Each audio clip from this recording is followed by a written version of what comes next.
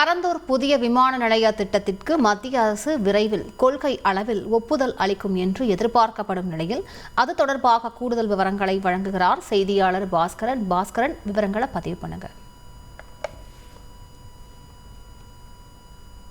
சென்னையின் இரண்டாவது விமான நிலையம் காஞ்சிபுரத்தை அடுத்த பரந்தூரில் 5476 ஏக்கர் பரப்பளவில் அமைய உள்ளது.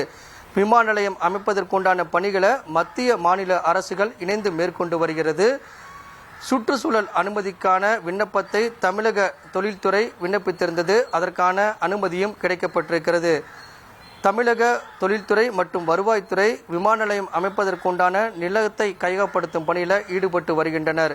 ஏற்கனவே சுற்றுச்சூழல் அனுமதி கிடைக்கப்பட்டிருக்கக்கூடிய நிலையில் மத்திய சிவில் விமான போக்குவரத்துறையிடம் கொள்கை ஒப்புதலுக்கான விண்ணப்பத்தை தமிழக டிட்கோ விண்ணப்பித்திருந்தது.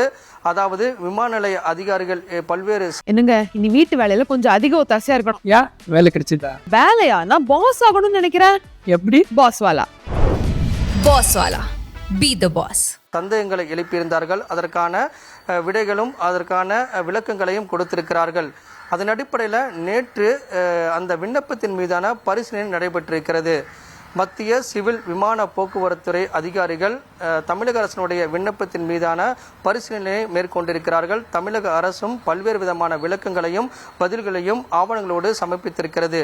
இதையடுத்து மத்திய சிவில் விமான போக்குவரத்தினுடைய கொள்கை ஒப்புதல் என்பது கிடைக்கப்பெறும் என்று எதிர்பார்க்கப்படுகிறது. அந்த ஒப்புதல் கிடைக்கப்பட்ட பிறகு பணிகள் என்பது வேகம் எடுக்கும். அந்த வகையில் பார்க்கும்போது பரந்தூரில் விமான நிலையம் அமைப்பதற்குண்டான பணிகள் என்பது முழு வீச்சில் தொடங்கும். ஏற்கனவே ஏகனாபுரம் உள்ளிட்ட பல்வேறு கிராம மக்கள் பரந்தூரில் விமான நிலையம் அமைப்பதற்குண்டான எதிர்ப்புகளை தெரிவித்து வரக்கூடிய நிலையில் கொள்கை ஒப்புதலுக்கு தமிழக அரசு விண்ணப்பித்திருந்து அதற்கான பரிசீலனையும் நடைபெற்றிருக்கிறது. கொள்கை ஒப்புதலுக்காக எதிர்பார்த்து காத்திருக்கிறது தமிழக அரசு. விவரங்களுக்கு நன்றி பாஸ்கரன்.